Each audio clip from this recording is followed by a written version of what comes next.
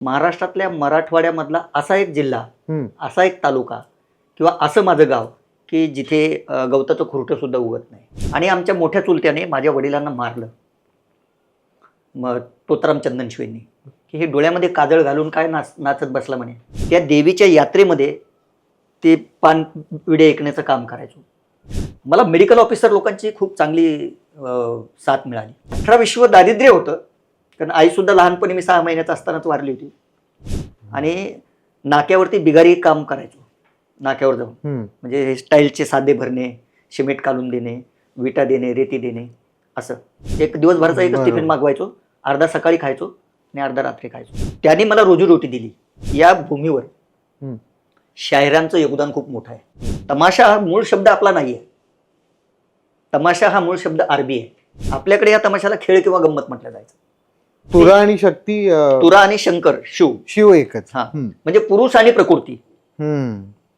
वर जे आहे आकाश ते आहे पुरुष, आणि जी धरती आहे ती आहे प्रकृती.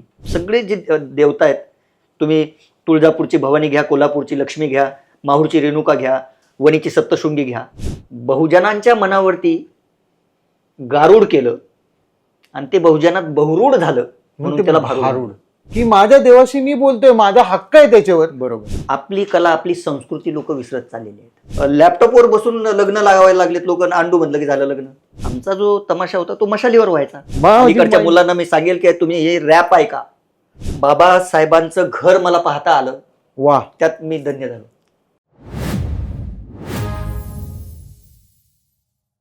नमस्कार. मजा आली पाहिजे या संहिता क्रिएशनच्या पॉडकास्टमध्ये मी आशिष पाथरे तुम्हा सर्वांचं खूप खूप स्वागत करतो. हा सुगंध मातीचा आहे. हे मातीचा सुगंध केव्हा येतो? जेव्हा मातीतला माणूस, अस्सल गावरान माणूस जेव्हा आपल्या आजूबाजूला बसलेला असतो आणि त्याच्यामध्ये आत लोकसंगीताचे सूर असे पाजरत असतात, फुटत असतात धुमारे नवीन नवीन, तेव्हाच मातीचा सुगंध येतो. आणि तो पहिल्या पावसासारखाच येतो बरं का. माझ्यासोबत आहेत डॉक्टर गणेश चंदनशिवे. नमस्कार. नमस्कार. खरा अस्सल गावरान माणूस, शहरात आलेला, स्वतःच्या कर्तृत्वाने, स्वतःच्या हिमतीच्या बळावर, ज्ञानाच्या बळावर अत्यंत छान जागी नियुक्त झालेला, लोकांना सजग करणारा आणि लोककला खऱ्या अर्थाने स्वतःच्या आतमध्ये त्यांनी झिरपवलेली आहे, जी फार म्हणजे आपण बॉलिवूड म्हणूया, चला असं कौतुकाने बॉलिवूड म्हणूया, कम्पॅरेटिव्हली नाही, त्या हिंदी सिनेमासृष्टीत म्हणजे बॉलिवूडपर्यंत ज्यांनी ती आपली मराठमोळी लोककला पोचवली, गणेश चंदनशिवे आज मजा आली पाहिजे मध्ये आलेत.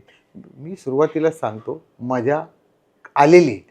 होय, म्हणजे आज इथं डॉक्टर बसलेला आहात तुम्ही ना, तर मला काय आठवलं माहिती आहे, साधारण 15-17 वर्षापूर्वीचा काळ, आणि अजून बारीक चण होती त्यावेळेस. आणि तेव्हा आपण त्या ढोलकीच्या तालावर किंवा त्याच्या आधी आवाज महाराष्ट्राचा आणि ह्या सगळ्या प्रोसेसमध्ये जेव्हा भेटायचो, त्यावेळेस सुद्धा आपण जे बोलायचो महाराष्ट्राच्या लोककलेबद्दल, ज्या पोटतिडकीने तुम्ही बोलायचात, ज्या आत्मीयतेने तुम्ही काही सादर करायचात, आज लोककला ही जी महाराष्ट्राची युनिव्हर्सिटीच्या लोककला विभागाचे प्रमुख म्हणून काम करण्या इतपत तुमचं एकंदरीत कर्तृत्व तिथपर्यंत पोचलंय. पण तो जो काही 15 वर्षापूर्वीचा लोककलावंत तुमच्यात होता, तो हरवू नाही दिलाय तुम्ही. नाही, याचं मला फार मजा येते. म्हणजे जेव्हा भेटतो तेव्हा असं वाटतं की आता कुठेतरी चंदनशिवे थांबा आणि कुठला तरी एक नाचला लावतील, किंवा तुमचं ते आवडता गण जो आत्ताच आपण एका कार्यक्रमामध्ये घेतला. तर हे मला विचारायचं की ही परंपरा घरात होती ही सगळी, की गावात आजूबाजूला किंवा कोणी गुरु किंवा काय, नेमकं प्रक्रिया काय आहे? मुळामध्ये माझं आत्ताचं गाव हे टेंभुर्णी तालुका, जाफराबाद जिल्हा, जालना. म्हणजे महाराष्ट्रातल्या मराठवाड्यामधला असा एक जिल्हा, असा एक तालुका किंवा असं माझं गाव की जिथे गवताचं खुरटं सुद्धा उगत नाही. बरोबर. म्हणजे पाण्याची चणचण, 4-4 किलोमीटरवरून पाणीचे हंडे डोक्यावरती घेऊन आम्हाला हे व्हावं. ओके. दुष्काळी भाग आहे.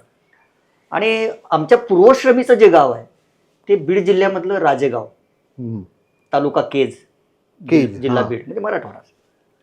आमच्या घराण्याला वडिलोपार्जित तमाशाची परंपरा होती. बरं. हां, आमचे 7 चुलते. हम्म.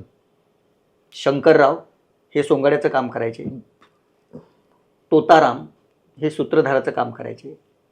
तातेराव आणि दाजीबा हे दोघं जण ढोलकी एक हलगी वाजवायचा, एक ढोलकी वाजवायचा. आणि तोलाराम हा शिलकार गायचे. आणि बरं. माझे वडील नाच्या पोरे होते. बरं. त्या काळामध्ये बायका तमाशात काम करत नसत. हम्म. आणि अशा पद्धतीचा हा 7 भावांचा तमाशा, त्याला बालेगाठी तमाशा म्हटलं जायचं. हम्म. पण त्या टेंभुर्णीचे पाटील त्र्यंबकराव, त्यांची पत्नी राजेगावची, म्हणून ते टेंभुर्णीहून राजेगावला यायचे. आणि तिथे आल्याच्या नंतर शिमग्याच्या दरम्यान यात्रा असायची तिथे, आणि त्या यात्रेमध्ये ते आमचा तमाशा पाहायचे. मग त्यांनी ह्या कुटुंबाला ऑफर केली की तुम्ही आमच्या तिकडे चला, अच्छा. टेंभुर्णीला. आणि हा सगळा कुटुंब कबीला जालन्याला. जालना जिल्ह्यामधल्या टेंभुर्णीला गेला. आणि त्यांना 25 एकर जमीन दिली त्यांनी. त्याला हाडुळं म्हणायचे. आणि गडीच्या पायथ्याशी जागा दिली. बरं. पण मग नंतर काय करायचं? पाटलाचं मनोरंजन करायचंय तर शिमग्याच्या सणाच्या निमित्ताने. पण मग पुढचा काळ तर शेती करण्याचं कलावंतांच्या तर याच्यातच नसायचं. मग थोडीशी आर्थिक अडचण, चणचण. मग खळे मागतात गावाकडे. म्हणजे सुगीचे दिवस संपले की ज्वारी याचे खळे असतात. ज्वारी, गहू. हो, बरोबर. ते खळ्यावर जाऊन मग ते कोणाकडून काही ज्वारी मागून आणणे, काही गहू मागून आणणे, द्यायचे लोक पूजायचे. असं एक कुटुंब.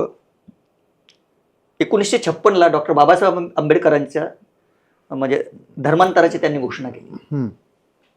आणि आमच्या मोठ्या चुलत्याने माझ्या वडिलांना मारलं. मग तोताराम चंदनशिवेंनी, की हे डोळ्यामध्ये काजळ घालून काय नाचत बसला म्हणे.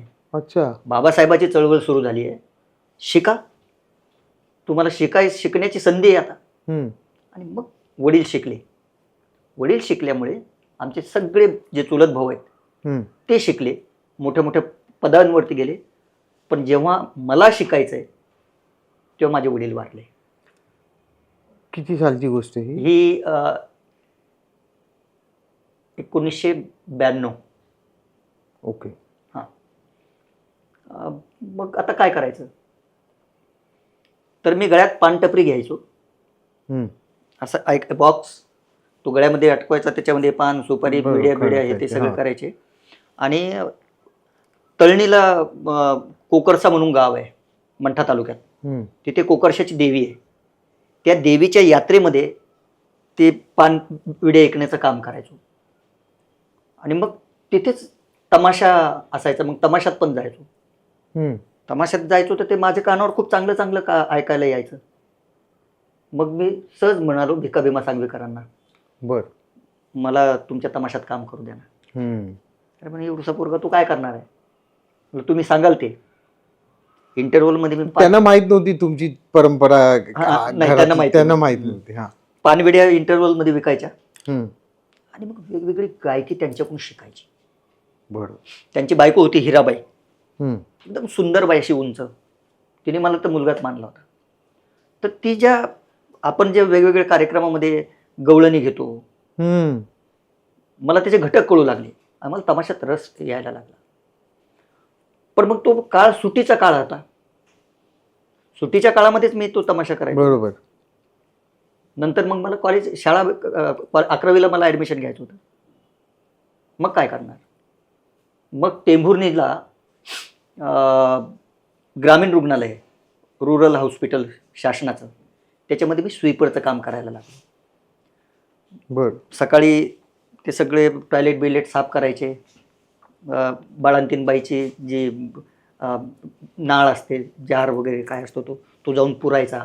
असे कामं मी करून 7:30ला सगळे कामं आटपून मी बसने जाफराबादला जायचो. आणि मग जाफराबादच्या कॉलेजमध्ये मला आमच्या JBK महाविद्यालयात टेंभुर्णीला मला मेडिकल ऑफिसर लोकांची खूप चांगली साथ मिळाली. ओके. ते म्हणजे मुलामध्ये काहीतरी पोटॅन्शियल आहे आणि शिकलं पाहिजे, हे काय करतोय हा. पण पर्याय नव्हता. तेव्हा 92ला 200 रुपये मिळायचे. बरोबर. चालायचं घर. बाजाराच्या दिवशी 200 रुपये मिळायचे. मग हे आय कॅटरॅक्ट ज्या लोकांना होतात, तो जो ऑप्थॅल्मिक असिस्टंट आहे, मग त्याच्याबरोबर त्या बाजारामधून आता त्या गाण्याचा उपयोग करून घ्यायचा ना, तर बाजारात जायचं आणि लोकांना अवेअरनेस करायचा लोकांमध्ये, की बाबा कॅम्प लागलेला आहे, ज्यांना कोणाला मोतीबिंदू आलाय त्यांनी ते आपल्या डोळ्यातले मोतीबिंदू काढून ते घ्यावा. आरोळीतनं की गाण्यातून हा, म्हणजे साक्षरता अभियानाचं काम मला आलं होतं. काय ते कसं आठवतं हा. का काय त्यात? आणि त्याच्यामध्ये आम्ही एड्सवरती साक्षरता अभियान, एड्स, पल्स पोलिओ, एकतर्फी प्रेमातून उद्भवणाऱ्या समस्या, बरं. हा, याच्यावर आम्ही स्ट्रीट प्ले सुद्धा करायचो बाजारात जाऊन. अच्छा. हा, तर त्यात मधलं असं होतं, अहो एड्सची ही सुरुवात झाली परदेशातून, हा, हे जी जी रे जी र जी जी, अमेरिकेमध्ये जन्मला पहिला तो रुग्ण, हा, हे जी जिरजी जी, आणि मजल दर मजल करीत भारतात येणं, आणि एकापासून दुसऱ्याला त्याची झाली लागण, हे जी, अशी गाणे ते आम्ही तिथं तयार करायचो, त्याचं पथनाट्य करायचो. मग 18 विश्व दारिद्र्य होतं, कारण आई सुद्धा लहानपणी मी 6 महिन्याचा असतानाच वारली होती. त्यामुळे कुणाकडे राहावं, कुठे खावं, कसं, हे सगळं तारेवरची कसरत चालली होती. आणि मग हे करता करता माझी बहीण इथे कांदिवलीला दिलेली आहे, दामूनगरला. मग मी दिवाळीच्या सुट्टीत तिच्याकडे यायचो आणि नाक्यावरती बिगारी काम करायचो, नाक्यावर जाऊन. म्हणजे हे स्टाईलचे साधे भरणे, सिमेंट काढून देणे, विटा देणे, रेती देणे, असं. त्यातले काही पैसे मिळायचे, ते पैसे घेऊन मी परत गावी जायचो, पुढचं शिक्षण घ्यायचं. म्हणजे असं सगळं चाललेलं. आणि त्यात मग मला माझं 12वी झालं. आणि 12वी झाल्याच्या नंतर ते डॉक्टर लोकांनी सांगितलं, आता जाफराबादला सिद्धार्थ कॉलेज आहे, तिथे तू ॲडमिशन घे, बाकी काही चिंता करू नको. मग सकाळी स्वीपिंगचं काम आपलं आटपलं की तिकडे जायचं जाफराबाद कॉलेजमध्ये. मग ते 7:30 ते 12 वाजेपर्यंत कॉलेज असायचं. परत 1 वाजता आले की दुपारपासून परत हॉस्पिटलमध्ये. अशा पद्धतीने ते माझं तिथे ग्रॅज्युएशन झालं. ग्रॅज्युएशनच्या काळामध्ये मला एक प्राध्यापक असे भेटले, ज्यांचं नाव गोपालसिंग बचिरे आणि सुखदेव मांटे सर हे तिथले प्रिन्सिपल होते. आणि गोपालसिंग बचिरे हे तिथे इतिहासाचे शिक्षक होते, पण तो कलावंत होता. मग त्याला, अरे हा वेगळं वेगळं काय काय गातो म्हणे, ऑथेंटिक, तर याला युथ फेस्टिवलमध्ये घेऊन जायला पाहिजे. मग त्यांनी मला आमचा ग्रुप करून संभाजीनगरला, म्हणजे आत्ताच्या संभाजीनगरला, पूर्वीची औरंगाबादला, युथ फेस्टिवलमध्ये नेलं. तिथे आम्ही ग्रामीण चॅम्पियनशिप आणली. मग वेस्ट झोनला गेलो, पश्चिम क्षेत्राला. तिथे आम्हाला तिथे गोल्ड मेडल मला मिळालं, झोनलला. मग ते नॅशनलला गेलं. आमचं स्किट होतं, लोकतंत्र हाय. बरं. हा, आणि त्याच्यामध्ये एक 6 तृतीयपंथीय, त्यांच्यातली एक चंपा ही इलेक्शनला उभी राहते आणि बाकीचे त्यांचा प्रचार करतात. आणि त्यांच्या ह्याच्यात हाय हाय हा, तो डायलॉग नेमका चंपाचा माझ्याकडे आला, मला चंपा बनवलं. अच्छा. हा, कारण मी थोडासा बरा दिसायचो. बरोबर. हा, मूछ वगैरे काही नव्हती. मेरे प्यारे प्यारे भाई और जीजो, हमारा ना कोई ऊपर है ना कोई नीचे है, कोई आगे है ना कोई पीछे है, एक मौका दे दो, हथगाड़ी पे आऊंगी और अंडरपैंट पे लेके जाऊंगी. अंडरपैंट पे लेके जाऊंगी. आप सबको कसम है, हमारी निशानी है आप सबका प्यारा प्यारा लहंगा. अशा पद्धतीने मग तिथून मग ग्रॅज्युएशन झालं. मग आता काय करायचं? मग डॉक्टर बाबासाहेब आंबेडकर मराठवाडा विद्यापीठामध्ये मी नाट्यशास्त्र विभाग आहे इथे, असं मला कळलं. बरोबर. आणि मग मी तिथे PCCला ॲडमिशन घेतलं, proficiency certificate course in dramatics. मग PCC झालं, डिप्लोमा इन ड्रॅमॅटिक्स झालं, बॅचलर इन ड्रॅमॅटिक्स झालं, मास्टर इन ड्रॅमॅटिक्स झालं. पण या काळात STDवर काम करून, अर्न अँड लर्न स्कीममध्ये काम करून, परत उन्हाळ्यामध्ये तमाशामधून काम करून, या सगळ्या गोष्टीने मला तारलं. आणि स्वतः मी मागासवर्गीय गटातून येत असल्यामुळे मला स्कॉलरशिप सुद्धा मिळू लागली. तर माझं 1,000 रुपयामध्ये एक टिफिन, एक दिवसभराचा एकच टिफिन मागवायचो, अर्धा सकाळी खायचो आणि अर्धा रात्री खायचो, कारण डिपार्टमेंट आमचं रात्रीचं होतं. अच्छा. आणि तिथे सुद्धा आम्हाला शिकवायला लक्ष्मणराव देशपांडे वराड निघाला हो, लंडनला, तेव्हा नाट्यशास्त्र हां. विभागात होते ते, ते बरोबर. विभागाचे हेड होते. हो. डॉक्टर रुस्तुम अचलखाम अचलखाम, बरोबर. गावकीवाले. त्याच्यानंतर प्राध्यापक कुमार देशमुख स्मारकवाले, बरोबर, माहिती. आलोक चौधरी. माहिती. त्याच्यानंतर प्रताप कोचुरे, डॉक्टर शशिकांत बरानपूरकर, मातब्बर लोक ना सगळे. खूप. आणि या लोकांनी आम्हाला तिथे नाट्यशास्त्र छान शिकवलं. पण त्या काळामध्ये काय झालं की आम्हाला शिकवायला मुंबईवरून किंवा पुण्यावरून समर नकाते लाईटला, मोहन वाघ सेटला, मोहन शेठ तोंडवळकर, शफात खान स्क्रिप्टिंगसाठी, असे लोकसुद्धा यायचे तिथे. प्रेमानंद गजवी, असे लोकसुद्धा तिथे यायचे आणि ते आम्हाला शिकवायचे. मग आता हे झाल्याच्या नंतर काय करायचं? घारे सर होते का तेव्हा? दिलीप घारे आणि विजय देशमुख हे दोघं जण एसबी कॉलेजला होते. हा, त्याच काळात ते होते. बरोबर, त्याच काळात होते, पण ते एसबी कॉलेजमध्ये होते. गाजराची पुंगी चालू होतं तेव्हा. चालू होतं. तर अशा पद्धतीने तुम्ही चांगल्या एका सकस वातावरणात, नाट्यमय वातावरणात, कारण हा कोर काळ होता मराठवाड्यातला. मला वाटतं मकरंद अनासपुरे, मंगेश देसाई आणि मकरंद अनासपुरे, वर्षा उसगावकर, प्रतीक्षा लोणकर, चंद्रकांत कुलकर्णी आणि हे सगळेच, प्रशांत दळवी तिथून घडत होते त्या मुशीमधून. मग परत, कारण ती मुसच अशी स्ट्रॉंग बनली होती की ते सगळे मातब्बर, जसं तुम्ही म्हणालात, ती शिक्षक मंडळी ड्रामॅटिक विभागात, सगळ्या कॉलेजेसमध्ये अशी एक वातावरण छान होतं मराठवाड्यात ना. पण ते त्याचा फायदा झाला का तुम्हाला? निश्चितच फायदा झाला. त्यांनी मला रोजीरोटी दिली.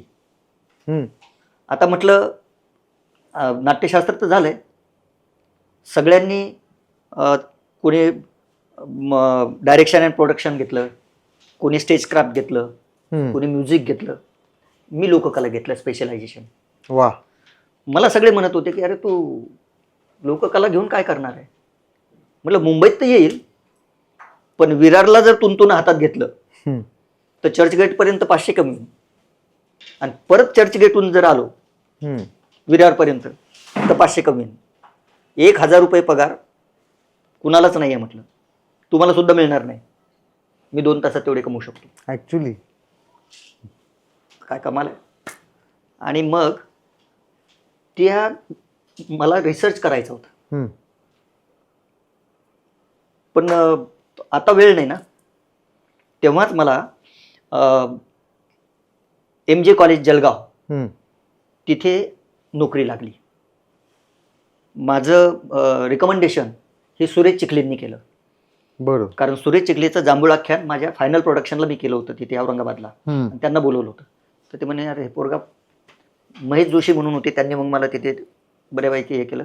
पण ते वातावरण काही मला सूट नाही झालं बऱ्यापैकी, आणि मी निघालो तिथून. पण ग्रामीण भागच ना का शहरी भाग होता तो? नाही, ग्रामीण भाग होता, पण त्याच्या पाठीमागचा भाग वेगळा होता. पाठीमागचा पार्श्वभाग वेगळा होता. त्यामुळं मग मी ती नोकरी सोडली. बर. आणि औरंगाबादला आलो. आल्याच्या नंतर मी HPCL नावाचं ऑइल आलं होतं, पगारिया ऑटोचं. गेलो त्यांच्याकडे, म्हटलं मी तुमची जाहिरात करतो, तुम्हाला किती पैसे देणार? तुम्ही स्वतःहून गेलात? मी स्वतःहून गेलो डायरेक्ट पगारिया ऑटोमध्ये. बरं. तुमचं ऑइल आलंय ना, आता हे ऑइल काही लोकांना असं हाताला लावून तर दाखवणार नाही. बरोबर. आणि काय तुला काय करशील तू? म्हटलं माझे 5-6 मित्र आहेत, आम्ही 6 मित्र मिळून एक लॉरी द्या म्हटलं मला. स्किट अँड व्हील ती संकल्पना माझी आहे. तर त्या लॉरीवरती आम्ही HPCLचे कार्यक्रम करायला सुरुवात केली. फिरायचं सगळी, पूर्ण मराठवाडा पिंजून काढला. आणि त्या यांना हे पण द्यायचं, पेट्रोल पंपावाल्यांना हे पगार. म्हणजे भारत गॅसवाले सुद्धा HPCLचं हे त्या काळामध्ये वापरत होते. बरं. आणि ते केलं. नंतर एक मारुती 9632 नावाचा कापूस आला होता. शाबास. मारुती 9632 जालन्याची कंपनी ती. मग त्या कंपनीत गेलो. त्यांनी मला म्हणे तुम्ही खूप चांगलं करता. म्हटलं हो. म्हणजे विदर्भात जाणार का? पण उन्हाळ्याचे दिवस आहेत. म्हणलं जाणार. पैसे किती देणार? देऊन 1,00,000 रुपये. बापरे, तेव्हा आम्हाला 1,00,000 रुपये म्हणजे खूप ना. ग्रुपची सगळी चैन 2003ला. आणि बस खायला त्यांच्याकडून ते हॉटेलची व्यवस्थाही करायचे रात्री, आणि दिवसा आम्ही दिवसभर कार्यक्रम करायचो. फिरा मस्त महिनाभर. महिनाभर. आणि गाणे त्याच्यामध्ये, नाटक त्याच्यामध्ये. म्हणजे वर इंद्राच्या दरबारामध्ये नारद जातो. आणि तो सांगतो की काय बसला तिथे, जरा भूतलावर चला, अशी पेरणी झालेली आहे आणि असा कापूस आलेला आहे. म्हणजे कोणाचा? म्हणजे आपल्या मारुती रायाचा. अच्छा, मारुती 96 कापूस. मारुती 96-32. 32. हा, हो का? डोकून पाहतात खाली, तो सगळा कापूसच कापूस. म्हणजे शेतकरी जे यायचे बघायला, ते 100-125 पुरं गावच यायचं. अच्छा. एका गावात गेलं ना, म्हणजे एका दिवसात आम्ही 5-6 गावं करायचो. सगळं गाव यायचं. ती आधी वापरून बघा, ही घ्या मारुती 96-32ची, आणि जर तुम्हाला आवडली तर कापूस आल्याच्या नंतर पुढच्या वर्षी कंपनीला पैसे द्या. अरे बापरे. हा, अशा पद्धतीने ते सगळं काम केलं.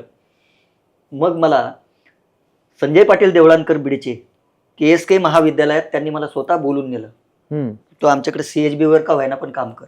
आणि मग मी बीडमध्ये KSK कॉलेजला प्राध्यापक म्हणून जॉईन झालो. तिथे 2 वर्ष नोकरी केली.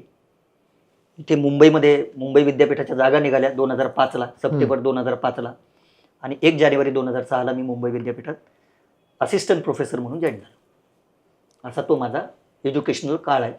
आणि मग इथे जॉईन झाल्याच्या नंतर मी PhD केली, तमाशाच्या सादरीकरणाचे बदलते स्वरूप. बरोबर बरोबर. हा, म्हणजे हे लोकपरंपरेचे शिल्पकार. हा, हे पुस्तकही तुम्ही तुमच्या लेखणीतूनच प्रसवलेलं आहे. हो. त्यासाठी त्याच्यामध्ये जे त्यांचे उल्लेख आहेत, त्यांच्या समग्र कारकिर्दीचा चरित्रात्मक आढावा मी त्यात पूर्ण, म्हणजे त्यासाठी जरी तो चरित्रात्मक आढावा असला तरी तो माणूस इन अँड आउट, त्याचं सगळं काम हे म्हणजे खूप वेळ घेणारं काम आहे. हे कसं काय तुम्ही इतक्या तरुण वयात, म्हणजे जवळजवळ हे PhD लेवलच प्रत्येकाची PhD झाली. बरोबर. नाही, आता तो स्पॅन मोठा याच्यासाठी ठेवला की या भूमीवर शायरांचं योगदान खूप मोठं आहे. बरोबर. म्हणजे भारतीय स्वातंत्र्याच्या लढ्यात शायरांनी योगदान दिलं. छत्रपती शिवाजी महाराजांच्या काळात शायरांनी योगदान दिलं.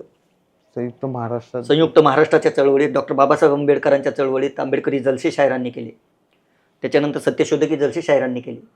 आणि आज जे काही शाहीर सगळ्या समस्यांवर आपल्या शायरीतून भाष्य करतात, पण ते अलीकडचे शाहीर आहेत, प्रचारकी थाटाचे शाहीर आहेत. हे स्वतः लिहित नाहीत. हे पूर्वीच्या शायरांनी जे लिहिलेलं आहे तेच गातात. सादरीकरण. आणि म्हणून कीर्तनकार शाहीर राम जोशी, शाहीर प्रभाकर, शाहीर होनाजी, शाहीर बाळा, शाहीर परसराम, शाहीर सगन भाऊ, हे सगळे कीर्तनकार होते. सगन भाऊ तर शिकलगार समाजाचा, शिकलगार म्हणजे सूर्या वगैरेला धारा लावतात ना, बरोबर, त्या समाजाचा. पण तो विठ्ठलचा निसिम भक्त होता. आणि या शायरांना पेशव्यांच्या राजदरबारामध्ये राजाशाही मिळाला होता. ओके. पेशवाई संपल्याच्या नंतर 1818ला पेशवाईचा अस्त झाला. बरोबर. आणि मग पेशवाईच्या नंतर सातू हिरू कौलापूरकर, दगडूबा साळी, भाऊ बापू नारायण गावकर, त्याच्यानंतर दत्तोबा तांबे, भाऊ फक्कड, पठ्ठे बापूराव, पांडुरंग मांजरवाडीकर, तुकाराम खेडकर, दत्ता महाडिक, म्हणजे अशी कितीतरी मोठी फळीची फळी तमाशा कलावंतांची, शायरांची उभी राहिली. आणि मग त्यांनी या तमाशाच्या माध्यमातून समाज प्रबोधन करायला सुद्धा सुरुवात केली. तमाशा हा मूळ शब्द आपला नाहीये. तमाशा हा मूळ शब्द अरबी आहे. तमाशा, हो. तो अरबीतून पारसीत, पारसीतून उर्दूत, आणि उर्दूतून मराठीत येऊन रूढ झालेला आहे. आपल्याकडे या तमाशाला खेळ किंवा गंमत म्हटलं जायचं. गंमत. बरोबर. आज कोणाची गंमत आहे हे ना. हा खेळ गमतीचा तमाशा जो सुरू झाला, त्या तमाशाने राजकीय पटलावरचे वग आणले. त्या तमाशाने सामाजिक पटलावरचे वग आणले. म्हणजे रायगडची राणीसारखी विठाबाई भाऊ नारायण गावकर ह्या रायगडची राणीसारखा वग करत होत्या. बरोबर आहे. गणपतराव हिमानी चिंचणीकर यांनी 80च्या दशकामध्ये सर्कशीचा तंबू घेतला आणि त्या सर्कशीच्या तंबूमध्ये त्यांनी तमाशा थाटला. फिरता रंगमंच आणणारा पहिला माणूस आहे तो, ओके. तमाशाच्या बोर्डावर. हम्म. नाही तर मग आधी बोर्डच होता, कारण तमाशा एक तर झाडाखाली होतो, नाही तर मग बोर्डावर होतो. बरोबर. हो. बरोबर आहे. मग त्याचे जे घटक आहे, त्याचे जे बारकावे आहेत, कुठल्या शायराने काय गायला असेल, त्याची गायकी कशी आहे, त्याला आधी आख्यानक लावणी म्हटलं जायचं. आणि मग एक एक कळायला लागलं. पठ्ठे बापूरावांचा गण कसा, भाऊ फक्कडांचा गण कसा. म्हणजे पठ्ठे बापूराव सांगतात, गणपती नाचून गेल्यावरती शेंदूर ठेवलाय कोणासाठी. पठ्ठे बापूराव सवाल टाकलेला त्यांना, भाऊ फक्कडांना. भाऊ फक्कड म्हणतात, गणपती नाचून गेल्यावरती शेंदूर व्हायला यक्षणी प्रती. बर, हे सवाल जवाबाची परंपरा सवाल होती आणि जवाबाची ते चालू परंपरा. असायचं. बरोबर. त्याच्या चाली अलीकडच्या पिढीतल्या लोकांना चाली माहिती नाही. अजिबात नाही. त्या आणि चालींचं अडॉप्टेशन तर मला करावं लागेल. ही शुभमंगल हे आहे ना, तेच शुभ आहे ना? मंगल चरणी गण नाचला, नाचला कसा तरी पाहू चला गण, नाचला कसा तरी पाहू चला, शुभ मंगल चरणी गण नाचला. अहो गणपती नाचून गेल्यावरती शेंदूर ठेवलाय कोणासाठी, गणपती नाचून गेल्यावरती हे जिरा जिरा जिरा जिरा जिरा जिरा जिरा, गणपती नाचून गेल्यावरती शेंदूर ठेवलाय कोणासाठी. पठ्ठे बापूराव बलीची गाठी, शुद्ध मराठे बाले गाठी, खबर आणली मग 100 नंबरी, वरची कोल्हापूरची, पंचगंगेला रस्ता मग पोचला, शुभ मंगल चरणी गण नाचला. वा. बापूरावांच्या जे कौन होती, पठ्ठे बापूरावांचे किंवा भाऊ फकडांची जी कौन होती, त्या कौनांमध्ये अध्यात्म होतच, परंतु त्याची जी धाटणी होती, जी टाकणी होती, रांगडी होती. या रांगड्या गायकीला या सगळ्या शायरांनी अलीकडच्या काळामध्ये, साहेबराव नांदवळकर म्हणून शायर होते, वारले ते आता, नांदवळ तालुका सातारा जवळचे, त्यांचा सहवास मला खूप लाभला. कृष्णाचे वडील पांडुरंग गोटकर, बरोबर, त्यांचा सहवास मला लाभला. आमच्याकडे मराठवाड्यात एक तमासगीर, दादा तमासगीर होऊन गेला, ज्याचं नाव आहे हरिभाऊ आणवीकर. त्यांचा सुद्धा उल्लेख त्या याच्यामध्ये आलेला आहे. त्यांच्याबद्दल कोणालाच माहित नव्हती, कोणी सांगायलाही तयार नव्हतं. म्हटलं अशा माणसांना आपण लोकांच्या पुढे आणलं ऍक्च्युली, आणि हे खूप मोठं काम करून गेलेले. हा, आणि म्हणून तशी लोक त्यातमध्ये ती आली परंपरेने, शिल्पकार म्हणून. खरंच शिल्पकार आहेत ना ही माणसं, कारण ह्यांनी मुहूर्तमेढ रोवली, किंवा ह्यांनी सुरुवात केली, किंवा यांनी भर टाकली, काही कुठल्याही पद्धतीने केलं असेल. पण आपण काय होतं डॉक्टर, की महाराष्ट्राची कला असा एक जेव्हा उल्लेख करतो, तेव्हा काही विशिष्ट कलांबद्दलच आपण बोलतो. बरोबर. तर ह्या ज्या काही कला आहेत, ज्या तुम्ही सादर करता, किंवा लोककलावंत म्हणून बाकीचे लोक सादर करतात, त्या कला इतक्या वर्षांच्या परंपरेत, आता ही परंपरा आणि कला याची जी सांगड आहे, ती काही कलांना, म्हणजे तमाशाला ही परंपरा हे नाही, आध्यात्मिक धार्मिक किंवा अशी नाही, ती परंपरा बनली नंतर खेळ गंमतची. पण खंडोबाचं जागरण म्हणा, किंवा तुमच्या बाकीच्या ज्या गोंधळ म्हणा, 3.5 शक्तीपीठाचा, याचं नेमकं काय, ह्या परंपरेच्या कला कशा बनल्यात, की आधी कला परंपरा, आधी परंपरा कला, काय नेमका तो प्रकार आहे? म्हणजे आपण जागरण आणि गोंधळ विषयी बोलूया. बरोबर. हे खरं म्हटलं तर विधिनाट्य आहेत. बर. ज्यांच्या घराण्याचा कुळाचार, कुळधर्मानुसार खंडोबा हे त्यांचं दैवत आहे, तर त्याचा विधी करण्यासाठी जागरण केलं जातं. ज्यांच्या घराण्याचं कुलदैवत, कुळाचार म्हणून देवी आहे 3.5 शक्तीपीठातली, म्हणून तिचा गोंधळ घातला जातो. गोंधळ म्हणजे हा, याला शब्दाशा अर्थ घेऊ नका तुम्ही. गोंधळ म्हणजे गणाचं जे दल आहे, म्हणजे एकापेक्षा अनेक लोक एकत्रित येऊन तो विधी संपन्न करतात.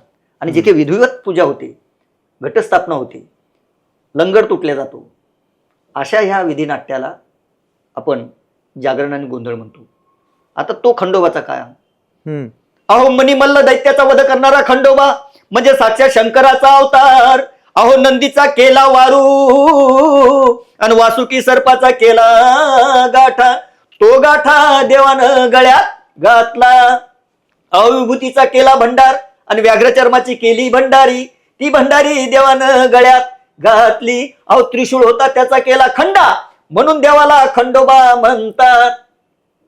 वा, हे नाटकच आहे अख्खं. त्याच्यामध्ये तो शंकराचा अवतार आहे, शिवशक्तीचाच तो शंकराचा अवतार आहे. अहो पार्वती झाली माळसा आणि गंगा झाली बाणाई. वेळूच्या बनात देवाने अवतार घेतला आणि आपल्या भंडारीतला भंडार मणिमल्ल दैत्याच्या नावाने अभयमंत्र उच्चारून उधळला. बोला येळकोट येळकोट जय मल्हार सदानंदाचा येळकोट. कर्नाटकामध्ये त्याला मैलार म्हणतात. ओके. आणि महाराष्ट्रामध्ये त्याला मल्हार म्हणतात. मल्हारी देव मल्हारी. हा अशी ही परंपरा. मग त्याचे सब सेंटर्स आहेत सगळीकडे. म्हणजे पालीला आहे, नळदुर्गला आहे, धामणी निमगावला आहे, माळेगावला आहे, सातारला आहे, असे सगळीकडे त्यांची ठाणी आहेत. आणि ते शक्तितुरा कलगीतुरा हा दोन हे भेद आहेत शिव आणि शक्ती. शक्ती म्हणजे कलगी, तेच आहे ना. कलगी आणि शक्ती एकच. आणि शिव हा शक्ती. तुरा आणि शक्ती तुरा आणि शंकर शिव शिव एकच. हा म्हणजे पुरुष आणि प्रकृती. वर जे आहे आकाश ते आहे पुरुष आणि जी धरती आहे ती आहे प्रकृती. नैसर्गिक निसर्गाशी तादात्म्य सांगणारे हे सगळे आहेत. आणि हे सगळे जे देवता आहेत, तुम्ही तुळजापूरची भवानी घ्या, कोल्हापूरची लक्ष्मी घ्या, माहूरची रेणुका घ्या, वणीची सप्तशृंगी घ्या, ह्या सगळ्या देवता निसर्गाच्या सानिध्यात राहिलेल्या आहेत. आणि म्हणून आम्ही नेहमी आता ही जी विधिनाट्य आहेत किंवा ज्या काही कला आहेत, लोक म्हणतात किंवा त्याच्यामध्ये अंधश्रद्धेला खूप मोठा वाव आहे. आम्ही अंधश्रद्धा बाजूला काढतो. कला सादर कर्मकांड नको. कारण आम्ही काही मुळातले गोंधळी नाहीयेत किंवा आम्ही मूळचे काही जागरण करणारे वाघे नाहीयेत. आम्ही कला सादर करतो, पण ती कला समाजाच्या उपयोगी असली पाहिजे. ती तुमच्या चॅनलच्या माध्यमातून असेल हे की नाही, किंवा कुठूनही, किंवा स्टेजवर कुठूनही. तर त्या दरम्यान आम्ही लोकांना आवाहन करतो की बाबांनो, देव भोळे बनू नका. बरोबर. तुम्हाला जर देवीची अनवाणी पायाने पूजा करायची असेल तुम्ही निश्चित करा, पण प्रत्येक दिवशी एक झाड लावा त्या 9 दिवसात. जेणेकरून तुम्हाला श्वास मिळेल, प्राणवायू मिळेल. कोविड सारखा रोग जो आपल्याकडे आला, तर कृत्रिम श्वास मिळाला नाही आपल्याला, प्राणवायू मिळाला नाही, म्हणून कित्येक लोक गेली. जर हे सिमेंट कॉन्क्रीटचे जंगल बांधण्यापेक्षा जर झाडं जगवली तर निसर्ग आपल्यावर कोपत नाही. अशा पद्धतीने आम्ही लोकांना सांगतो. इव्हन संतांनी सुद्धा ब्रेन वॉश करणारे किती भारुडं लिहिलीत. बरोबर. म्हणजे परिवर्तनाची जी चळवळ आहे, समतेची जी चळवळ आहे, ती चक्रधरापासून सुरू झाली बसवेश्वरापर्यंत, ज्ञानेश्वरापासून सुरू झाली एकनाथांपर्यंत, नाथांपासून तुकारामांपर्यंत, संत सेना, संत सावता, संत चोखा, संत कान्होपात्रा, संत जनाबाई, संत मुक्ताबाई. म्हणजे काम, क्रोध, मद, मत्सर, दंभ, लोभ, ईर्ष्या, अहंकार या षडविकारांवरती भाष्य करण्याचं काम हे संतांनी केलेलं आहे. की बाबांनो, कोणी उच्च नाही, कोणी नीच नाही, कोणी गरीब नाही, कोणी श्रीमंत नाही, कोणी पुरुष नाही, कोणी महिला नाहीये, सगळे एका ईश्वराचे लेकर आहेत. तो ईश्वर म्हणजे माऊली विठ्ठल. बरोबर. म्हणून ती परंपरा इतकी पवित्र आहे की वारकरी जेव्हा पंढरपूरला जातात तर पुरुषाला सुद्धा माऊली म्हटलं जातं आणि महिलेला सुद्धा. दोघांनाही. जगामध्ये अशी परंपरा कुठे नाही. आणि म्हणून जे मी सांगितलं तुम्हाला, षडरिपू, षडविकारांवरती काय भाष्य करत होती, तर जनाबाई काय म्हणते बघा. खंडेराया तुला करते नवस, करते नवस खंडेराया तुला मी करते नवस खंडेराया. नवस केल्यावर मिळू दे आसरा, मरू दे सासरा खंडेराया माझा तू, मरू दे सासरा खंडेराया. सासरा मेल्यावर येईल ग आसू, मरू दे रे सासू खंडेराया माझी तू, मरू दे रे सासू खंडेराया. सासू मेल्यावर होईल आनंद, मरू दे ननंद खंडेराया माझी तू, मरू दे ननंद खंडेराया. ननंद मेल्यावर येईल ग धीर, मरू दे रे धीर खंडेराया माझा तू, मरू दे रे धीर खंडेराया. जनी मने खंड्या अवघेच मरू दे, आणि एकटीच उरू दे खंडेराया मला तू, एकटीच उरू दे खंडेराया. म्हणजे काय, माणूस म्हणून माणसाने माणसासमोर उभं राहावं. बरोबर. हे म्हणजे भौतिक सासू सासरे हे रूपक आहेत. रूपक आहे ते, खरे काय सासू सासरे नाही, ते खरे सासू सासरे नाहीये. पण माणसाने माणसाला माणसासारखं वागवावं हे संविधानाने सुद्धा आपल्याला सांगितलंय. जे छत्रपती शिवाजी महाराजांनी तुकाराम महाराजांकडून शिकलेत, गुरु मानलं त्यांना, जे महात्मा फुलेंनी शिवाजी महाराजांना गुरु मानलं, ज्या डॉक्टर बाबासाहेब आंबेडकरांनी कबीरांना आणि फुलेंना गुरु मानलं. बरोबर. ही परंपरा जी चालू आलेली आहे. आणि आम्ही आंबेडकरांना गुरु मानतो. आम्ही आंबेडकरांना निश्चितच. संविधान आपलं संविधान इतकं मजबूत आहे की त्याच्यामध्ये दुजाभाव नाही आहे. विथ द पीपल म्हणतो आम्ही. बरोबर. आम्ही भारतीय आहोत. बरोबर. मी भारतीय आहे असं एकटं कोणी बोलत नाही. आम्ही भारतीय आहोत. आणि म्हणून आज 75 वर्ष झालेत ताट मानेनं जगामध्ये संविधान भारताचं तसंच उभं आहे. त्याला कोणी हलवू शकत नाही. नाही हलवू शकत. लय प्रयत्न झालेले, खाचे खुचे लोकांनी शोधले आणि लय पुस्तकं आणली, पण काय त्याला पर्याय नाही असू शकत. आणि संतांचा तुम्ही उल्लेख केला. संतांचं जे लोककलेमध्ये कॉन्ट्रीब्युशन आहे ते तर अफाट आहे. म्हणजे आणि थॉटचं म्हणावं तर षड्रूप रिपूंच्या पलीकडे जाऊन आपले तुकोबाराया काय लिहितात की वृक्षवल्ली आम्हा सोयरे. म्हणजे एक बघा ना, आता तो सजीव आहे का निर्जीव आहे, तो राजा आहे का मी त्याचा भाट आहे का तो माझा शेजारी आहे, तो बिचारा बोलतच नाही, वर्षानुवर्ष सावली देतोय, पण ते कृतज्ञता हा भाव केवढा किती टिपेला असावा त्या माणसाचा. संत सावता महाराज कांदा मुळा भाजी अवघी विठाई माझी. त्या काय कुठचे फिलिंग असावे ह्यांची. किंवा संत सेना महाराज.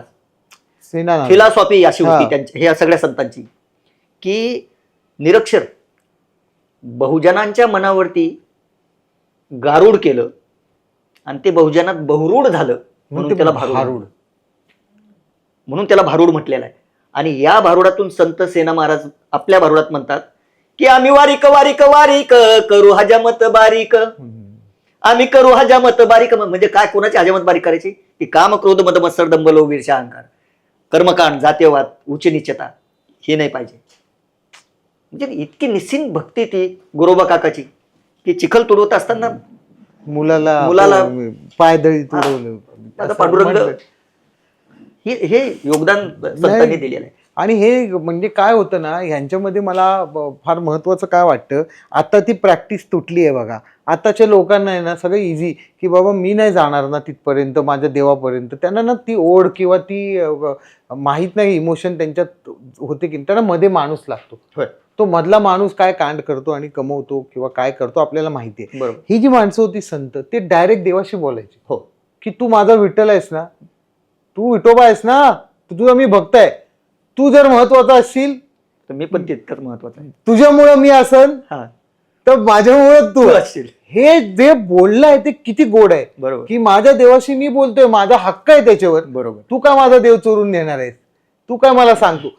पण आताचे हे महंत आणि वेगळ्या पद्धतीचे लोक जे फोफावलेले आहेत की ते मध्ये येतात, त्यांची गरज लोकांना कळालं. मी माझ्या देवाशी ज्या क्षणी बोलायला लागेल ते लोककला पण मला वाटतं तशीच सांगते ना. म्हणजे आता ज्ञानेश्वरांचं ते कुठलं काट्याच्या आणीवर वसलं एक गाव, त्याच्यात पण त्यांनी ते फरक जो दाखवलेला आहे, हे किती भाषा आणि थॉट, एक मुका, किती श्रीमंत लोक होते, किती निरपेक्ष आणि निस्पृह लोक होते. बरोबर. तर मला विचारायचं की ह्या सगळ्या परंपरेतून जात असताना ग्रॅज्युएशन झालं, त्याच्यानंतर मुंबई विद्यापीठामध्ये लोककलेच्या माध्यमातून आपल्याला एक खुर्ची मिळाली म्हणूया. लोककलेला खुर्ची मिळणं हे फार तसं अपवादाने होतं, पण तुम्हाला असिस्टंट प्रोफेसर ही खुर्ची मिळाली, लेबल मिळालं की एक आता सेवा करायची, पण ती शासनाच्या नियमात राहून सेवा करायची. तर त्याच्यामध्ये काही अशी कुतरओढ किंवा संघर्ष, त्याच्यामध्ये काही संघर्ष करावा लागला का? की ती जी तुमची जी काय म्हणतात लोककलेची सेवा आहे ती अत्यंत अशी उन्मुक्त आहे आणि शासनाला त्याला एक नियम आहे, तर त्याच्यात कशी सांगड घातली? असं आहे की सकाळी 10 ते संध्याकाळी 5-6 वाजेपर्यंत माझं डिपार्टमेंट असतं. ते झाल्याच्या नंतर 6च्या नंतर मग मी माझं काम करू शकतो, पण लोककलेचंच काम करतोय. हो, दिवसभर लोककलेच, दिवसभर. थोडीशी ओढाताण होते, शनिवार रविवार मुलाबाळांना मिळत नाही, त्यांच्याबरोबर कुणीकडे मोठे झाले ते कळलं नाही मला. आता मला वाटतं मोठा 11वीला आहे का, मुलगी 11वीला आहे, मुलगा BSc सेकंड इयरला आहे. BSc सेकंड इयरला आहे, म्हणजे मोठा आहे बरं. तर होतं ते थोडंसं मनाला मारावं लागतं, प्रवास होतो खूप, त्यामुळे तब्येतीवरही परिणाम होतो. पण एक खुणगाठ बांधलेली आहे की लोककलेशी प्रतारणा नाही. आणि त्याचं उदाहरण जर तुम्हाला द्यायचं असलं तर जो माझा सिनेमा आला संजय लीला भन्साळीचा, बाजीराव मस्तानी, तर मला त्यांनी सांगितलं की आपको क्या आता आहे, तर म्हटलं मी लोकसंगीताचं सगळंच गातो, पोवाडा गातो, भारुड गातो, गोंधळ गातो. हा. तर म्हणे तुम्ही दीपिका पदुकोणवरती लिहा. त्या बसल्या होत्या अशा. लिहिलं तिथल्या तिथे, गाऊन दाखवलं, आवडलं त्यांना. पण साहेब म्हणलं एक विनंती आहे, या मराठीतला एकही शब्द तुम्ही जर कधी वेगळा काढला. ते नभातून आली अप्सरा तिच्या समोर तुम्ही बसून लिहिलेलं आहे हो. की ते उत्स्फूर्त म्हणता येईल असं. उत्स्फूर्त, हा. तर ते चालणार नाही म्हटलं, कारण मी मराठीचा उपासक आहे, लोकपरंपरेचा उपासक आहे, तर ते करू नका. मग तुम्हाला पुढे काय करायचं असेल तुम्ही ते करू शकता. मग गायलं, गातो. कसं होतं ते? नभतून आली अप्सरा, हे नभतून आली अप्सरा, अशी सुंदर साज सजवून आली आली आली आली ग आली, केसामधी माळला गजरा, लोकांच्या नजरा खिळल्या तिच्यावर. आली ग आली, दुनियाची प्यारी तू, आगनारी हरणी ग, आगनारी सुंदरा. आली ग आली, महाराणी ग आली, जिजीर जिजीर जी. वा, हे तिथंच लिहिलं. हा. आणि मग ते जेव्हा गायलं गेलं तेव्हा या टिपेला गायलं गेलं की तिला बघून ज्या ज्या पद्धतीचा जोश आपल्यात आला पाहिजे तो अप्सरेला बघून. हा, म्हणजे तो दिला. नभातून आली असं कसं गाणार ना अप्सरा? ती बोलेल तिच्या हा पसारा आहे, ते नभातून आली अप्सरा. टाईप गेलं ते, वा, वा, वा. तिला तेवढं ग्रँजर मिळालं, मला पण नाव मिळालं. आज नाही, मी कमीत बरोबर. कमी 25 देशामध्ये शंकर महादेवांबरोबर मी दौरा करतो त्यांच्यासोबत, माय कंट्री माय म्युझिक. वा वा वा, म्हणजे तुम्ही आता नीता मुकेश अंबानीला पण कल्चरल सेंटरला मी, श्रेया घोषाल, मामे खान, शंकर महादेवन, असान लॉय, तुम्ही सगळ्यांनी मिळून तो कार्यक्रम केला होता. 2 दिवस 2 शो केले आम्ही. वा वा वा वा, म्हणजे हे पोचवण्याचं काम आहे. हे आपलं जे काही कल्चर आहे, संचित आहे, त्याच्या माध्यमातून हे प्रत्येक जण म्हणजे जेव्हा महाराष्ट्रातला बघतो ना की डॉक्टर गणेश चंदन शिवे काय करतात की बाबा दिसले टीव्हीवर, हे अरे हे ते तसंच आहे, हे सोलच ते आहे की ते एकदा आला आवाज लावला की तो आमचा आवाज, आमच्या गावचा, आमच्या घरचा, आमच्या मातीतला, आमच्या महाराष्ट्राचा आवाज. म्हणजे ना मी तुम्हाला सांगतो, माझं ऑब्झर्वेशन असं आहे की एक माणसामध्ये एक कला असते, बरोबर. आता तुम्ही काय केलं की अध्ययन केलं. अध्ययन करणं हा स्वतंत्र कलेचा विषय आहे. लोककलेचं अध्ययन करणं जे पुस्तकातलं असतं, जे बऱ्याच लोकांनी केले की मग त्यांनी PhD केली, मग त्यांनी त्याच्यावर ग्रंथ लिहिले, काय तो प्रबंध लिहिला. हे एका माणसाचं एक स्वतंत्र कला आहे, ती तुम्ही केलीत. त्याच्यानंतर हे सादरीकरण जे आहे ते सादरीकरण इतक्या बुलंद आवाजामध्ये महाराष्ट्राच्या मातीतल्या परंपरेला साजेशा आवाजात आणि ढबीत ते सादरीकरण करणं म्हणजे गणाला ह्याची ढब, गोंधळाची ढब नाही लागत ना आवाज. ते पूर्ण माहिती परंपरा आहे की रात्रीच्या वेळी काय गायलं जाते, बरोबर. मग रात्रीच्या वेळी आवाज असा पाहिजे, पहाटेच्या वेळी वासुदेवाचं गाणं कसं गायलं, पोवाडा कसा कोणासमोर. तर हे भान असलेला आवाज हे दुसरं स्वतंत्र स्किल झालं. हे तुमच्यात आहे कारण तुम्ही ते तिसरं म्हणजे उत्स्फूर्त किंवा विचारपूर्वक गाणी लिहिणे, कवनं रचणे, जे तुम्ही मगाशी म्हणालात की प्रचारकी न होता आपण आपलं पण पुढे नेलं पाहिजे. परंपरा म्हणजे स्वतःची परंपरा तयार करणे, जी मी अगदी लहान तोंडी मोठा घास की पठ्ठे बापूराव वगैरे नावं घेईन, अर्थात की त्यांनी जो सुरू केली जी परंपरा की बाबा मी माझं लिहिणार, मी माझं संगीत करणार, मी माझा गाणार. तर त्या माळेतले कुठेतरी मला तुम्ही वाटता की मी स्वतःच प्रसवतो, मला मी घेईन, मी त्यांचा आदर करतो, मी त्यांची गाणी घेणार, त्यांचं मी कवन गाणार, पण माझं पण एक कवन आहे जी मी पण गातोय, जी पुढची पिढीला उद्या मार्गदर्शन. हे एक स्किल झालं. परत अध्यापन केलेला प्रत्येक माणूस अध्यापक, कुशल संघटक आणि कुशल अध्यापक होतो असं नाही. तर तुम्ही अध्यापन, आज तुमची पासआउट झालेली मुलं मी बघतो इतकं भरभरून कौतुकाने तुमच्याबद्दल बोलतात किंवा आता तुमच्या हाताखाली शिकणारी मुलं की डॉक्टर गणेश चंदन शिवे सर आम्हाला लाभले, आम्हाला तो खऱ्या अर्थाने लोककला कळली, बरोबर. तर हे एक वेगळं अध्यापनाचं स्किल आहे.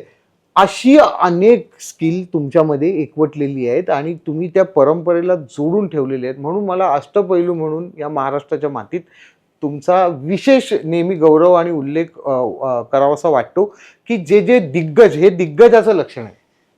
हे कलावंताचं तर लक्षण आहेच, पण हे दिग्गजाचं लक्षण आहे. आणि माझ्यासाठी तर गणेश चंदनशिवे हा माणूस दिग्गज आहे.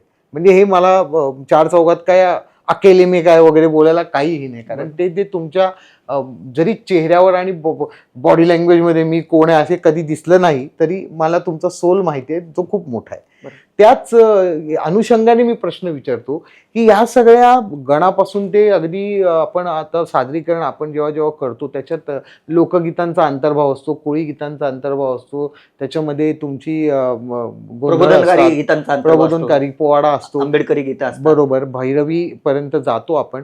तर या सगळ्याचा महाराष्ट्राच्या एकंदरीत लोककलेमध्ये तुम्हाला असं वाटतं का हे कम्प्लिटली आहे तसंच टिकून राहील म्हणून? तुम्ही तर तुमचं कॉन्ट्रीब्युशन द्याल, पण याचं पुढे काय होईल असं वाटतं? नाही, काय आहे, जशी जशी स्थित्यंतरं यायला लागली ना, तसं तसं या जागतिकीकरणाच्या युगामध्ये आपली कला, आपली संस्कृती लोक विसरत चाललेली आहेत. आज लग्न हा विधी आहे खरं म्हटलं तर. एक प्रकारचं नाटक आहे लग्न. पूर्वी हळदी समारंभ जो चालायचा 5-5 दिवसाच्या हळदी असायच्या. त्याच्या अगोदर मुलगी बघायला जाणे, मुलीकडचे मुलं बघायला येणे, मग नंतर जाऊन सुपारी फोडणे, एंगेजमेंट होणार, त्याच्यानंतर तिला कुंकू लावणे, ते नवरदेवाला टिळा लावतील, नंतर नवरदेव त्याची वरात घेऊन नवरीच्या घरी जाईल, मग तो लग्नविधी संपन्न होईल. त्याला लग्नविधीच म्हणतात. मग तो लग्नविधी संपन्न होईल, परत ती नवीन नवरी आपल्या घरी आणतील, नवीन नवरी घरी आणल्याच्या नंतर वरात काढतील गावातून. वरात म्हणजे मिरवणूक, गावाला दाखवतील की आम्ही ही नवरी आणली म्हणून. हो, हा सगळा संस्कार होता. आज लॅपटॉपवर बसून लग्न लावायला लागलेत लोक, अंडू म्हणलं की झालं लग्न. अंडू अंडू दादा झाला. वरात तुम्ही म्हटलं, आता मला पटकन ते रिकॉग्नाइज झालं की वरात काढायचं तसं लॉजिक दुसरं काहीच नाही, हेच आहे. म्हणून तर आपण एखाद्याला चार चौकातून फिरवण्याला म्हणतो तुझी वरात काढतो. म्हणजे गुन्हेगारालाही पोलीस म्हणतात ना, चल तुझी वरात काढतो. म्हणजे काय की त्याला दाखवतो सगळ्यांना. बरोबर. तसंच नवरीला दाखवणं ह्यालाच वरात. आता मला ते वरात म्हटलं की मला ते नाच गाणं, ते रिफ्लेक्शन माझं चेंज झालं. आणि आता सारखे लाईट आणि ते नव्हते ना त्या काळात. म्हणजे आमचा जो तमाशा होता तो मशालीवर व्हायचा. ड्युट्या, बरोबर. त्याच्यानंतर मग बत्त्या आल्या, डोक्यावर बत्त्या आल्या, बरोबर है ना. म्हणजे आंबेडकरी जलशांमध्ये ज्या ज्या शायरांनी योगदान दिलेले ते जलसे सादर करत असताना त्या बत्तीच्या उजेड्यामध्ये ते सादर करायचे. मग हरिहरराव सोनोले शायरी, पतित पावनदास शायरी, केरुबा घेगडे, केरुबा गायकवाड, भीमराव कर्डक, केरुबा निर्भवने, वामनदादा कर्डक, विठ्ठल उमप, प्रल्हाद शिंदे, विठ्ठल शिंदे, बरोबर. केवढी मोठीची मोठी फळी आहे, मोठी नाव. बरोबर. आणि वामनदादाने तर पूर्ण पिंजून काढलं. वामनदादा मोठा ना, 1000 गाणी लिहिली हो त्यांनी. आणि समतेचा संदेश बी काय, म्हणजे तो संताचा संदेश परत त्याच्यामध्ये की सांगू किती मी दादा एकतेने थे नांदा, सांगू किती मी दादा एकतेने थे नांदा, आज तुमच्या घरची भाजी मीठ त्याचे मिरची माझी, आज तुमच्या घरची भाजी मीठ त्याचे मिरची माझी, एका ठिकाणी रांधा, रांधा म्हणजे बनवा जेवण, एका ठिकाणी रांधा एकतेने ते नांदा, नगरी सातारी कोकणी मोगलाई झाली जुनी, नगरी सातारी कोकणी मोगलाई झाली जुनी, अमरावतीनी चांदा एकतेने ते नांदा. ते केवढं मोठं विजन होतं. वा वा वा. वामन दादाच लिहू शकतात फक्त. जगात मी देखणी माझ्या भीमाची लेखणी. हे काय म्हणजे लेखणीने त्याचे काय काय संविधान लिहिले, जगातली देखणी. आपल्याला वाटतं कुठल्या बाईबद्दल काय बोलतोय, पुढचं ओळ येते माझ्या भीमाची लेखणी. इतकंच चांदण्याची छाया, कापराची काया, माऊलीची माया होता माझा भीमराया. आले बडे नेते मलाईचे धनी, हो. वामनच्या मनी येती जुन्या आठवणी, झुंज दिली परी रामकुंडावरी, दगड गोटे खाया होता माझा भीमराव. माझा भीमराव. काय लायकी काढून दाखवायचे हातात तुम्ही मलाईचे धनी. म्हणजे हे अफाट लोक आहेत. ह्यांची नावं आहेत ना लोककवी म्हणून महाराष्ट्राच्या परंपरेत येत नाही. पटकन वामन दादा आपल्याला ते फोर्सफुली द्यावं लागतं. ह्यांनी काय केलं तर अहो त्याच वामन दादाने यो यो पाहुणा मेवना तुझ्याकडे बघू ना हसतोय हे लिहिलंय की हो. काहीतरी घोटाळा दिसतो. अहो जेव्हा फियाट गाडी आली हा नवीन हा. मार्केटला, वामनदादांनी त्या गाडीवर लिहिलंय, माझी म्हणू का ही फियाट गाडी, माझी म्हणू का, आहो माझी म्हणू का ही फियाट गाडी, माझी म्हणू का, आम्ही पॉम पॉम करावं तुम्ही बाजूला सरावं, कोणी आडवं आलं तर त्याला मधीच गाडावं. फियाट गाडीवर गाणी म्हणजे त्या ज्या मगाशी मी ते टाटा बिर्लांचं एक गेल्या पॉडकास्ट मध्ये मी ते टाटा बिर्लावर ते किती चपखल गाणं आहे ना, आमचा वाटा कुठे आहे. पण जेव्हा ह्या चळवळीची फाटाफूट झाली, हा म्हणजे थोडक्यात म्हणजे आरपीआय सारखा पक्ष मजबूत, म्हणजे पॅन्थर आलं, पॅन्थरच्या नंतर आरपीआय आली, आरपीआयची शक्ल झाली, बरोबर आहे. त्याच्यावर सुद्धा दादाने लिहिलंय, त्यावरती दादाने लिहिलंय. दादा म्हणतात की वाणीत भीम आहे, करणीत भीम असता, करणीत भीम असता, भीमा तुझ्या मताचे जर चार लोक असते, तलवारीच्या तयाच्या न्यारेच टोक असते. 4 लोक, फक्त 4 लोक. ती पण अपेक्षा आंबेडकरी समाज पूर्ण करेल लवकर. 4 भीमराव कसे काय काय करणार, काही खरं नाही. आणि म्हणून आत्ताच्या काळामध्ये म्हणजे 15 ऑगस्ट 1947 ला भारत देश स्वतंत्र झाला आणि 17 सप्टेंबर 1948 ला मराठवाडा निजामाच्या ताब्यातून मुक्त झाला. 48 बरोबर बरोबर. त्याच्यानंतर तब्बल 1 मे 1960 ला आपल्याला मुंबईसह मराठी आपला मुलूक मिळाला, मुलूक आपला मिळाला, महाराष्ट्र मिळाला. आणि त्याच्यामध्ये कॉम्रेड डांगे, सेनापती बापट, आचार्य आत्रे, जंगम स्वामी ठाकरे, प्रबोधनकार ठाकरे, क्रांतिसिंह नाना पाटील, बरोबर, या सगळ्या लोकांच्या बरोबरीनं 4 खंदे शाहीर उभे राहिले ना. शाहीर अमर शेख, दना गवाणकर, आत्माराम पाटील, चंदू भरडकर, कृष्णकांत जाधव, केशर जैनू शेख चांद, या सगळ्या शाहिरांनी सुद्धा मग या भूमीसाठी आपल्या हातामध्ये अमर शेख जेव्हा गायचे लोक आलेली म्हणजे असे मंत्रमुग्ध होऊन मागून सुटला वादळ वारा. आणि हे अण्णाभाऊंचं काय माझी मैना गाव काय म्हणजे त्याला अलौकिक आहे हे सगळं. रॅप आहे, रॅप. अलीकडच्या मुलांना मी सांगेल की तुम्ही हे रॅप ऐका. बरोबर, हे रॅप आहे. ही अशी रॅप कितीतरी आहेत त्या आपल्या कवनामध्ये. बघा ना तुम्ही, गरिबीनं ताटातूट केली आम्हा दोघांची आणि झाली तयारी माझी मुंबईला जाण्याची, वेळ होती ती भल्या पहाटेची, बांधाबांध केली भाकरी तुकड्याची, गालीत निघाली मैना माझी चांदणी शुक्राची, गावदरीला येताच कळी कोमजली तिच्या अंतरीची, शिकस्त केली मी तिला पत्राची वचनाची, दागिन्यानं मोडून काढायची, बोली केली शिंदेशाही तोड्याची, साधं कोल्हापुरी वज्रटी, गळ्यात माळ पुतळ्याची, कानात गोखरं, पायात मासोळ्या, दंडात तिळा, नाकात नथ सर्जाची. वा, याच्यात रॅप दिसत नाही. हे काय म्हणजे काय बादशाह भिष्य काय नाही त्यांचं, बादशाह वगैरे काय नसतो. चळवळीत रॅप पाहिजे. आणि तुमची वैचारिक बैठक जर भक्कम असेल तर तुम्ही लोककलेची प्रतारणा करू शकणार नाही. काय म्हणजे अफाट प्रतिभेचे लोक आणि लोककलावंत होऊन गेलेले. म्हणून आजचा जो काळ आहे हा मोठा बिकट आणि कठीण काळ आहे, बरोबर आहे. या काळात पुन्हा शाहिरांना जन्म घ्यावा लागेल, पुन्हा शाहिराला जन्म घ्यावा लागेल. तुम्ही जसे म्हणालात मागच्या पॉडकास्टला की आता परत बाबासाहेब शिवाजी महाराज जन्माला नाही होत, बरोबर आहे. कबीराचा एक छान दोहा आहे की जननी ऐसा पुत जने जिसकी सब्जन करे आस. जननी म्हणजे माता. जननी ऐसा पुत जने जिसकी सब्जन करे आस और भले बिचारी मुर्गी जने महीने के 150. है की नाही? आज मजा आली का नाही? मजा म्हणजे लय मजा आली आहे. अफाट म्हणजे अमर्याद. ते तर हे असंच अशीच मजा काय होतं ना की 2 गोष्टी जर आपण सोल टू सोल बोललो तर येते. लोककला ही अशी आहे माझ्यासाठी निश्चितच. Soul to soul. लोककलेने थेट लोकांना प्रश्न विचारला आणि लोकांनी त्याचं उत्तर दिलंय. पुढचा प्रेक्षक जर त्यांच्याबरोबर बोलणार नाही तर तो लोककला करू शकत नाही, कला नाही करू शकत. आणि म्हणून आजच्या काळामध्ये शासन दरबारी आम्ही मानतो की या कलांना ऊर्जित अवस्था जर प्राप्त करून तुम्हाला द्यायची असेल, त्यांचं प्रिझर्वेशन करायचं असेल, तर जसं असं मुंबई विद्यापीठामध्ये आमच्या मुंबई विद्यापीठाची लोककला अकादमी आहे, तशा अकादमी सगळ्या विद्यापीठांमध्ये झाल्या झाल्या पाहिजे. पाहिजे. त्यांचं संशोधन झालं पाहिजे, रिसर्च झाला पाहिजे त्याच्यावर. मी जसं आत्मसात करण्यात मी खूप असा पूर्णपणे नाहीये, पण जे काय आत्मसात केलंय मी ते पूर्णत्वाकडे देण्याचं काम करतो, बरोबर. पुढच्या पिढीला देण्याचं काम करतो. आणि यामध्ये माझ्या महाराष्ट्रातल्या लोककलावंतांचे खूप उपकार आहेत माझ्यावरती, कारण हे त्यांच्यामुळे मी आहे, म्हणून मी आज तुमच्या पुढे बसलेलो आहे. काय नाही तुमचं अर्थातच तुम्ही हे मान्य करता, हा मोठेपणा आहे तुमचा.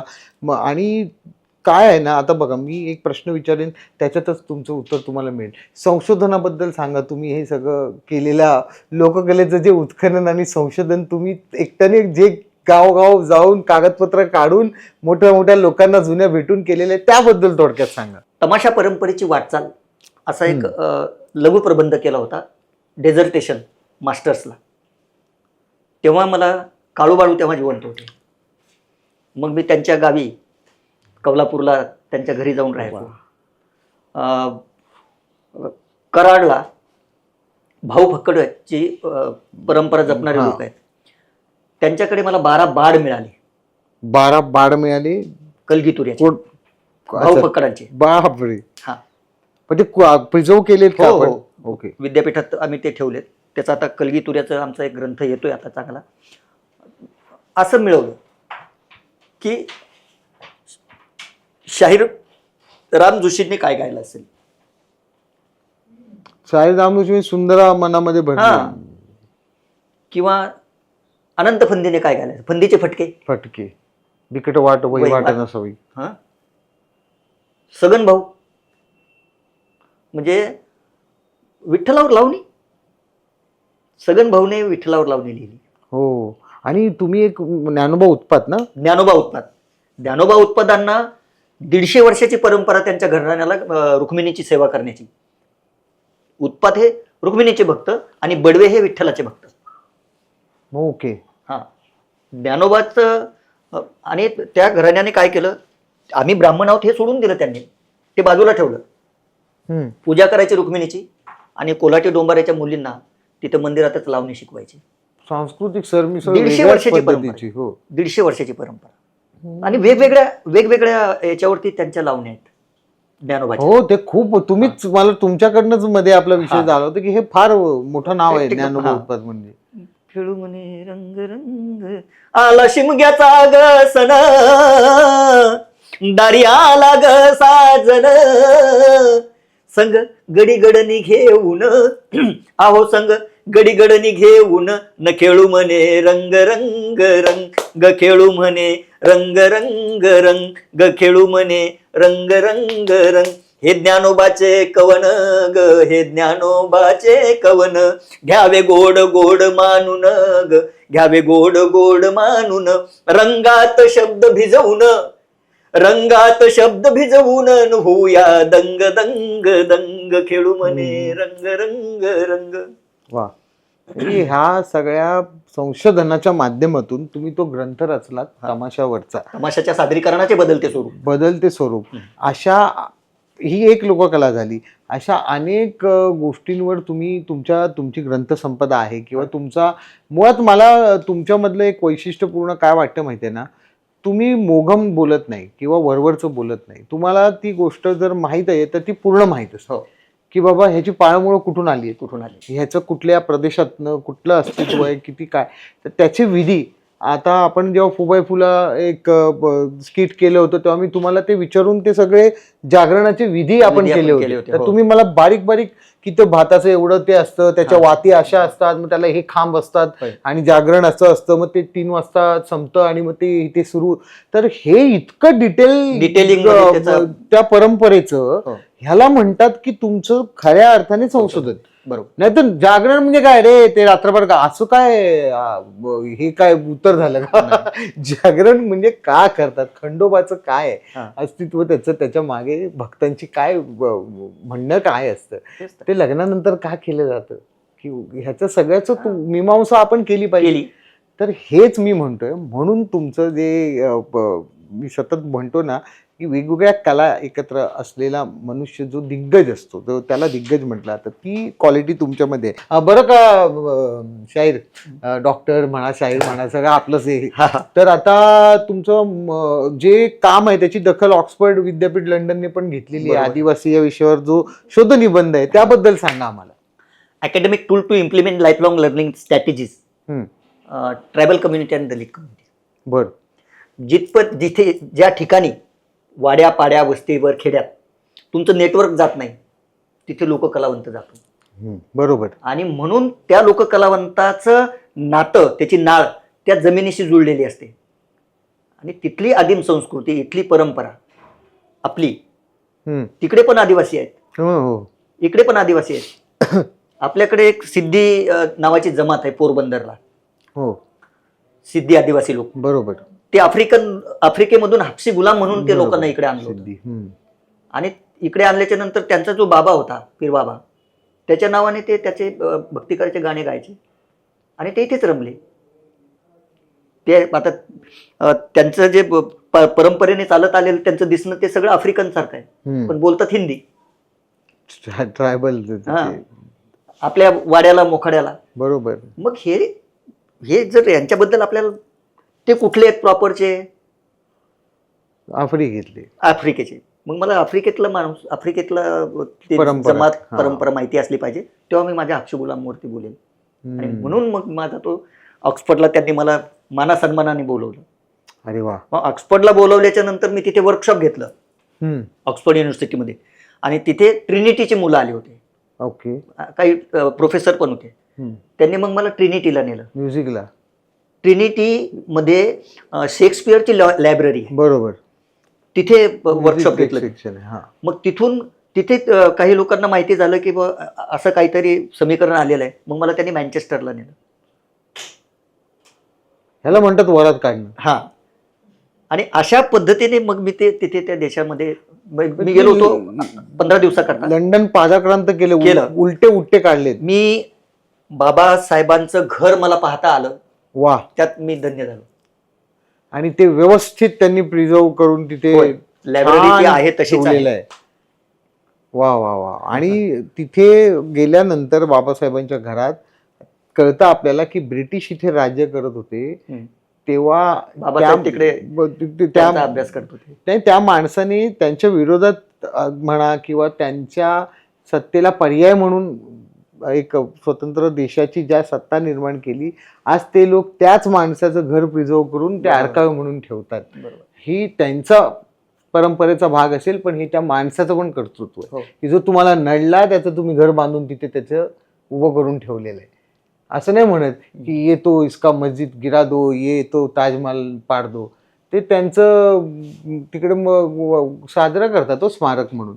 तर ह्या सगळ्या म्हणजे लोक अशी असतात, लोकांची परंपरा अशी असते आणि ती कोळून पाहिलेले तुम्ही आज म्हणजे खरंच खऱ्या अर्थाने कान मन दोन्ही तृप्त झालं. लोककलेबद्दल बोलावं तितकं खरं तर प्रत्येक अंगाविषयी वेगळी एक पॉडकास्टचा एक सिरीज होऊ शकते. बरोबर. लोककला या विषयावर आज लावणीवर बोलूया, उद्या तुंबडीवर बोलूया, परवा अजून कुठल्या गणावर बोलूया. ही वेगळीच धुंदी आहे, माहिती आहे. तुमच्यासारखा माणूस सोबत असेल तर त्याला कळतं पण ना. आणि तुम्हाला म्हणजे आपण टेलिव्हिजनला काम खूप केल्यामुळे बरं, तो टेलिव्हिजनचा तुम्ही मुद्दाच सांगितलं नाही. आता टेलिव्हिजनचा तुम्हाला लोककलावंत म्हणून काही हे झाला का, काही उपयोग झाला का? कारण टेलिव्हिजन हे तुम्हाला एक लोकांपर्यंत पोहोचवण्याचं माध्यम आहे. तिथं सादर करताना काही वेगळा अनुभव आला का? काय होतंय की आमच्या ज्या कला आहेत ना, ह्या प्रुसिनियम आर्चच्या बाहेरच्या आहेत. प्रुसिनियम आर्च मधल्या नाही आहेत. प्रुसिनियम आर्चच्या पुढे कॅमेरा आहे. बरोबर. आणि तिथे आम्हाला बंधनं येतात. करेक्ट आहे. बरोबर आहे. आम्हाला मोकळं ढाकळं पाहिजे, पण तरी सुद्धा त्याचा कुठेही आत्मा न हरू देता, ती लोककला कुठेही भ्रष्ट न होता, ती तुमच्या माध्यमातून, टेलिव्हिजनच्या माध्यमातून अनेक वेळेला तुम्ही मला संधी दिली. संधी काय आणि ते आपण लोकांना दाखवू शकलो. आपण आज वेगवेगळे प्रयोग केलेत बऱ्यापैकी. आणि ऑथेंटिक केले पुन्हा. हो. तर सिनेमे माझे सिनेमाचं लेखन पण तुम्ही हो. केलेलं आहे मला वाटतं, आणि गाणी सुद्धा म्हणजे चौर्य असेल, चौर्य मधलं माझं गाणं, ते खूपच आता म्हणजे ट्रेंडच आहे म्हणजे बऱ्यापैकी. मस्काचं गाणं आहे ते, ज्याचा ट्रेंड आहे ना, नेलं साठवलेलं गाठोड बया, केलं पब्लिकचं वाटोळ बया. ट्रेंड गाणे ते पण. ट्रेंड म्हणजे त्याच्यावर मीम्स, म्हणजे प्रत्येक वेळेला मीम्स होतात. मराठी संगीताच्या ना गर्दीमध्ये ते गाणं, त्याचा बाज आणि त्याचा आवाज हे वेगळं वाटतं, खरंच वाटतं म्हणजे, कारण ते खूप लोकपरंपरेला धरून आहे ना, त्यामुळे तो बाज पटकन लक्षात येतो वेगळा आहे म्हणून. नुसता ग्रामीण म्हणून तो ठेका वाजवायचा आणि तसं नाही, हे उपजतच त्या लोककलेचं गाणं आलेलं आहे. नाही, मुळात ते भारूड आहे. अहो तेच ना, ते तो असाच उफाळूनच येतो. आधुनिक काळातलं ते भारूड आहे. चॉकलेट चिकी, बर्गर खाजा, चिमणीची भरारी, कावळ्यांची मजा, आणि विषयाला धरून यांच्या वाट्याला ग घोटाळ बया, केलं पब्लिकचं ग वाटोळ बया. म्हणजे हे सगळं तुम्ही विनासायास करताय, एकीकडे सिनेमे लिहिताय, एकीकडे अध्यापन करताय आणि शिकताय, शिकवताय. एकंदरीत तुमच्या आयुष्यात मजा आलेली आहे, आणि लोककलेच्या माध्यमातून ती मजा आमच्याही आयुष्यात तुम्ही अशी पुढे पास करताय. त्यामुळे खरंच तुमचे आभार मानावे तितके थोडे. छान मस्तपैकी तुम्ही अशाच पद्धतीचं काम करत राहा. आम्ही वारंवार तुम्हाला भेटत राहू वेगवेगळ्या माध्यमातून. आणि डॉक्टर गणेशचंदन शिवे हे व्यक्तिमत्व महाराष्ट्रातलं, लोककलेतलं एक महत्त्वाचं व्यक्तिमत्व आहे. हे सगळ्या महाराष्ट्राला माहिती आहे. ते पुन्हा पुन्हा अधोरेखित होत राहील. आता तुमच्या एका स्वाक्षरीने आपण या एपिसोडची सांगता करूया या पॉडकास्टची. गणेश, वा, एक नंबर, खूप मजा आली. आणि पुन्हा पुन्हा भेटत राहू, आणि लोककला अशीच बहरत जाऊ. नेलं साठवलेलं गाठोड बया, केलं भरलाय तुझा मांड आई गोंधळाला या, आली अप्सरा.